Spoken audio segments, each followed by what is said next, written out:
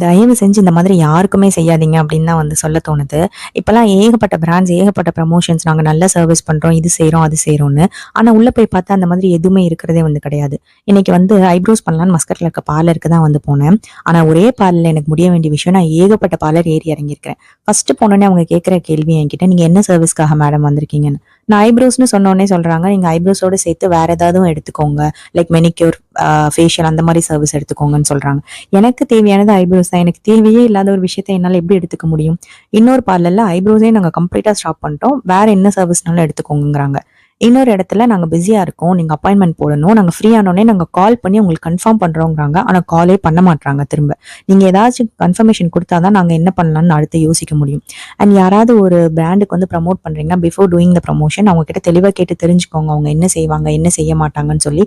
Because இதனால promote பண்றவங்களுக்கு தான் வந்து கெட்ட பேரு. அண்ட் எந்த பிசினஸ் எடுத்துக்கிட்டாலுமே வந்து நீங்க கஸ்டமர் சர்வீஸ் நல்லா ப்ரொவைட் பண்ணீங்கன்னா, மக்கள் திரும்ப திரும்ப உங்ககிட்ட வந்துட்டே இருப்பாங்க. எந்த பிசினஸ்னாலும் சர்வீஸ் தான் வந்து ரொம்ப முக்கியமானது. அது இல்ல அப்படின்னா எதுவுமே கிடையாது. அது வந்து 0 தான். மேபி நான் வந்து ஐப்ரோஸ் இல்லாம வந்து ஃபேஷியல் அந்த மாரிலாம் சொல்லியிருந்தா, என்னோட சர்வீஸ் வந்து எடுத்திருப்பாங்களா அப்படின்னு தெரியல. இது ஜஸ்ட் 1 ரியால், 2 ரியால்ங்கிறனால எடுக்கலையான்னு தெரியல.